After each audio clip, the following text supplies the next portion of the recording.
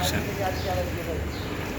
भारतवर्ष एक ऐसा देश जिसके संविधान निर्माता शिक्षा को लेकर के समर्पित रहे, जिनका पहला संकल्प था शिक्षा, दूसरा संकल्प था स्त्री सुरक्षा। उन्होंने महिला सुरक्षा के कानून को लेकर के ही सदन से रिज़ाइन किया। उन्होंने एजुकेशन को लेकर के सारी ज़िंदगी मुहिम चलाया। उन्होंने खुद अपना जीवन एजुकेशन को समर्पित किया और वो एजुकेशन के लिए संपूर्ण जीवन समर्पित रहे, और ये उनकी दिली इच्छा थी। इसलिए उन्होंने संविधान में इस चीज़ को सुनिश्चित किया, इस राष्ट्र के अंदर 14 साल तक सभी बच्चों को फ्री एजुकेशन दिया जाए। ये उन्होंने फिक्स किया। उसके बाद भी इस राष्ट्र के वो पता नहीं क्या हो गया है कि उनके नाम पर आज तमाम पार्टियां हैं, उनके नाम पर आज तमाम लोग हैं, उनके नाम पर इस देश के अंदर बहुत सारी एजेंसियां खुल गई हैं, बहुत सारे संगठन खुल गए हैं। पर उसके बाद भी कोई भी आदमी इस बात को लेकर के आवाज़ उठाने को रेडी नहीं है कि इस राष्ट्र के अंदर एजुकेशन मॉल कैसे चल रहे हैं, जो बच्चों के फ्यूचर को किस तरीके से बर्बाद कर रहे हैं। वो प्रैक्टिकली आप सर्वे करा करके इसकी जांच को पा सकते हैं, पर अभी तक कोई एजेंसी ने इस चीज़ को सर्वे करके दिया नहीं। क्यों नहीं दिया? क्योंकि इसमें पैसे का बहुत बड़ा गेम है।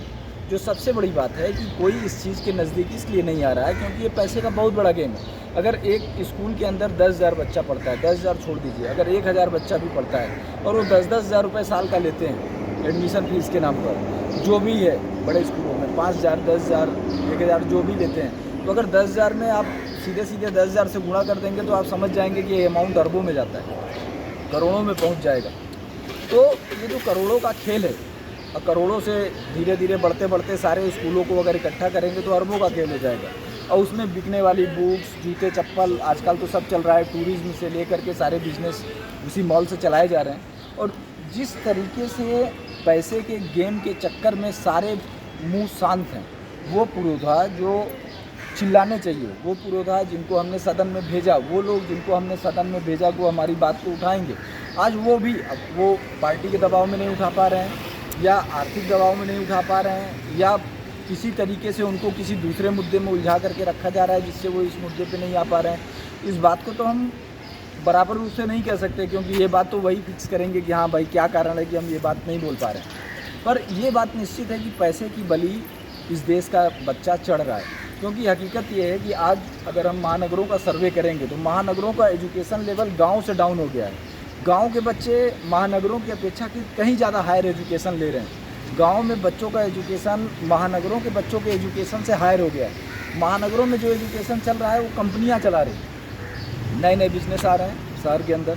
शहरों के अंदर जो बिज़नेस आ रहे हैं उसी के हिसाब से स्कूल सिलेबस चला रहे हैं, उन्हीं के हिसाब से स्कूल बच्चे क्रिएट कर रहे हैं। ऐसा लग रहा है कि जैसे हम पहले गवर्नमेंट जॉब में जाते थे या अभी भी गवर्नमेंट जॉब में जाते हैं तो हमको एक ट्रेनिंग होती है, हम ट्रेनिंग लेते हैं, ट्रेनिंग लेने के बाद हम ड्यूटी ज्वाइन करते हैं, ड्यूटी पे चलते हैं। पर आजकल हो कैसे रहा है कि कोई कंपनी खुल रही है तो उसके ट्रेनिंग सेंटर के तौर पे स्कूल चल रहा है। स्कूल बच्चों को ट्रेनिंग दे रहे हैं, ट्रेनिंग का फीस ले रहे हैं, वहाँ ट्रेनिंग करके तनख्वाह मिलती है, फिर यहाँ ट्रेनिंग करके फ़ीस दे रहे हैं, फीस दे करके फिर वो बच्चे उस कंपनी में जा रहे हैं। एजुकेशन का काम था इंसान का बौद्धिक विकास करना, सही गलत को डिसाइड करना, अनुसंधात्मक क्षेत्र में जाना, पर उसको न देख करके सब कुछ ऐसा लग रहा है जैसे अर्थतंत्र चला रहा है। वो जो एजुकेशन मॉल है उसको चलाने वाले का कंट्रोल इतना ज़्यादा है कि वो ये डिसाइड कर रहा है कि बच्चे पढ़ेंगे क्या, बच्चे बनेंगे क्या, बच्चे चलेंगे क्या। ये नहीं है कि बच्चा एजुकेशन ले करके अपने नॉलेज को बढ़ाएगा और नॉलेज को बढ़ाने के बाद वो क्षमता के अनुसार अलग अलग फील्ड में जाएगा,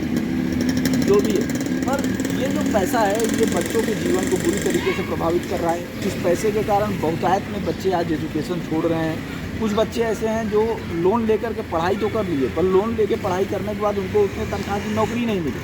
हमारा लेबर लॉ ऐसा नहीं था कि जो उनको सम्मान दिला पाता, जो जिसके वो हकदार हैं, उन्होंने लाखों लाखों रुपए लोन पे उठाया, एजुकेशन लिया। अब जो उसका EMI आ रहा है उसका आधा भी उनका सैलरी नहीं है कि वो उस EMI को भर सकें। तो वो बच्चे किस दिशा में जाएंगे, उनके दिमाग पर इस चीज़ का क्या असर पड़ेगा, उनके गार्जियन पर इस चीज़ का क्या असर पड़ेगा।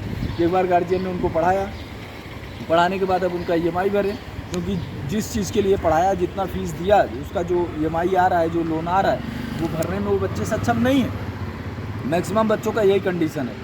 तो इस बात को समझने की ज़रूरत है कि ये चीज़ हमारे देश को कैसे निगल रहा है। ये आर्थिक माफियाओं का गेम है। देश, समाज ये आर्थिक माफियाओं से मुक्ति के लिए बनाया जाता है। सरकारें इसीलिए बनाई जाती हैं कि हो सकता है कि नॉर्मल लोगों को ठग ले, नॉर्मल लोगों पे कोई हावी हो जाए। तो सरकार इतनी ताकतवर रहे, कमेटी इतनी ताकतवर रहे, मंत्रिपरिषद इतना ताकतवर रहे कि ऐसे लोगों को हावी ना होने दे। पर ये एक अजीब सी बात है कि आज ये जो देश की हकीकत है, अपने देश की, बच्चे लोन लेकर के पढ़ रहे हैं, लोन देने वाला अलग, उसी आदमी ने बच्चे को भी लोन दिया है, उसी आदमी ने स्कूल बनाने के लिए भी लोन दिया है, वही आदमी किताब की दुकान खोलने के लिए भी लोन दे रहा है, वही आदमी कंपनी चलाने के लिए भी लोन दे रहा है, बुक प्रिंटिंग का। तो मतलब सारा पैसा एक जगह खेल रहा है। तो कहीं ऐसा तो नहीं कि कोई एक बहुत बड़ा माफिया इस पर हावी हो गया है और इसको कंट्रोल कर रहा है। इसलिए ये हमारा निवेदन है कि हमारे जो जनप्रतिनिधि हैं वो इस बात को समझें, जो सामाजिक संगठन है वो इस बात पे जोर दें, और अपने स्तर पर ये पत्रकारों की भी जिम्मेदारी हो गई है कि वो इस चीज़ को एक मुहिम की तरह चलाएं, क्योंकि पत्रकार कलम का सिपाही होता है और आज कलम खतरे में। अगर आर्थिक माफिया किसी चीज़ पे हावी हो गया तो उसके सामने दुनिया की कोई ताकत नहीं टिकती है, क्योंकि उनके पास पैसे की ताकत होती है। वो 80% से ज़्यादा लोगों का मुंह बंद कर देते हैं। पर एक कलम ऐसी चीज़ है जिसके सामने पैसा नहीं चलता है।